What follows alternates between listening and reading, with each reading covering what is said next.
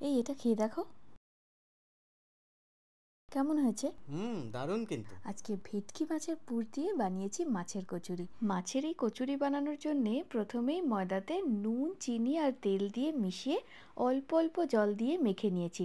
প্রথমেই ময়দাটা মেখেছি যাতে বেশ কিছুক্ষণ ডোটা মেখে রাখা থাকে। এই কচুরিটা রুই বা কাতলা মাছের পেটি দিয়েও বানানো যেতে পারে, তবে আজকে আমি ভেটকি মাছের ফিলে দিয়ে বানাচ্ছি। সর্ষের তেল গরম করে তার মধ্যে জিরে আর কাঁচা লঙ্কা কুচি আর সাথে পেঁয়াজ কুচি দিয়ে ভেজে রংটা বাদামি হয়ে গেলে আদা বাটা দিয়ে দেব মাছের ফিলেগুলো। পেঁয়াজের সাথেই ভাজা হবে ততক্ষণ বানিয়ে নেব ভাজা মশলা। জিরে, ধনে, মৌরি, এলাচ আর শুকনো লঙ্কা ড্রাই রোস্ট করে গুঁড়ো করে নেব, তবে একেবারে পাউডার না বানালেও চলবে। মাছের মধ্যে দিয়ে আর দেব ধনেপাতা কুচি।